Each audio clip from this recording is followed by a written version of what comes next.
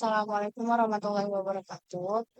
Di video ini saya akan membahas tentang salah satu fenomena yang sedang terjadi di masyarakat, yaitu penyebaran berita hoaks atau berita palsu di media sosial. Tinjau dari perspektif psikologi komunikasi Islam. Di era digital ini, hampir semua orang menggunakan media sosial seperti WA, Instagram, TikTok untuk memperoleh informasi.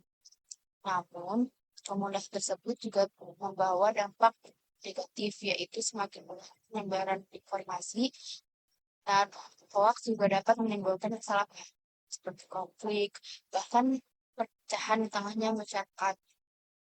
Karena itu, fenomena ini penting untuk dikaji dari sudut pandang psikologi komunikasi. Apa itu hoax? Hoax adalah informasi yang tidak sesuai dengan fakta tetapi disebarkan seolah-olah besar. Banyaknya orang yang menyebarkan informasi tanpa melakukan pengecekan terlebih dahulu, akibatnya beritanya yang belum jelas, terus kebenarannya dapat menyebar dengan cepat dan saya banyak orang.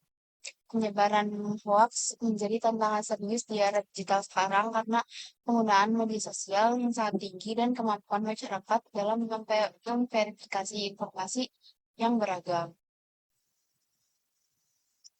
Analisis dari perspektif psikologi komunikasi. Psikologi komunikasi mempelajari bagaimana pesan mempengaruhi pikiran, perasaan, dan perilaku manusia.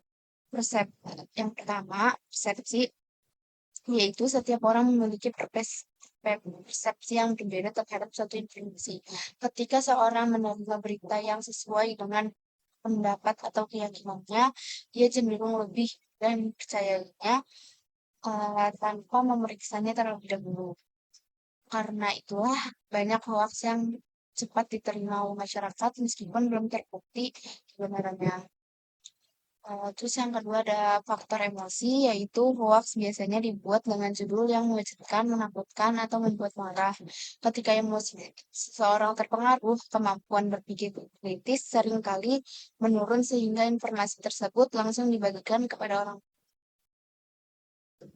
Terus selanjutnya yang ketiga ada pengaruh media sosial. Media sosial memungkinkan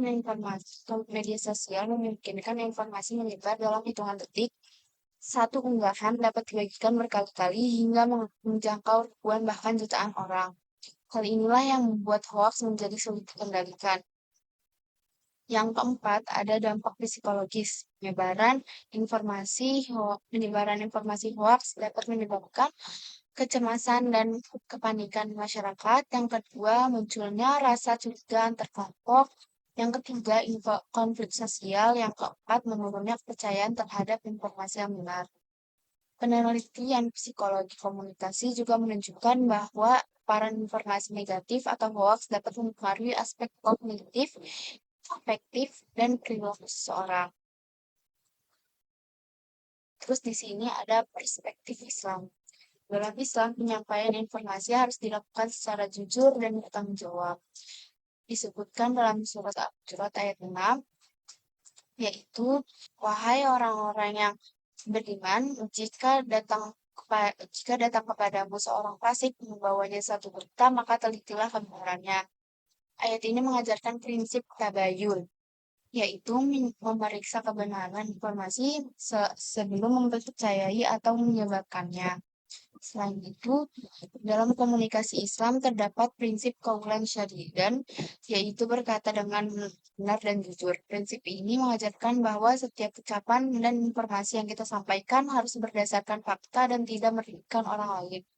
Islam juga mengajarkan qaulan layyan, yaitu berbicara dengan lembut, dan qaulan ma'rufan, yaitu berkata baik kepada sesama. Selanjutnya ada solusi. Solusinya ada beberapa cara yang dapat dilakukan untuk mengurangi penyebaran hoax, yaitu yang pertama, selalu memeriksa sumber informasi sebelum mempercayainya. Yang kedua, tidak langsung membagikan berita yang jelas kebenarannya. Yang ketiga, meningkatkan literasi digital agar masyarakat lebih kritis dalam menerima informasi. Yang keempat, menggunakan media sosial secara bijak dan bertanggung jawab. Yang kelima, menerapkan nilai tabayun sesuai ajaran Islam dalam kehidupan sehari-hari. Terus sebagai penutup, sebagai kesimpulan, hoax merupakan salah satu masalah komunikasi yang banyak terjadi di era digital sekarang. Dari sudut pandang psikologi komunikasi, hoax dapat mempengaruhi cara berpikir, emosi, dan perilaku masyarakat. Sementara dalam pesan, penyebaran informasi harus didasarkan dengan kejujuran, tanggung jawab, dan prinsip prinsip. Oleh karena itu, sebagai pengguna media sosial, kita harus lebih bijak dalam menerima dan menyebarkan informasi agar tercipta komunikasi yang sehat, bermanfaat, dan sesuai dengan nilai-nilai Islam.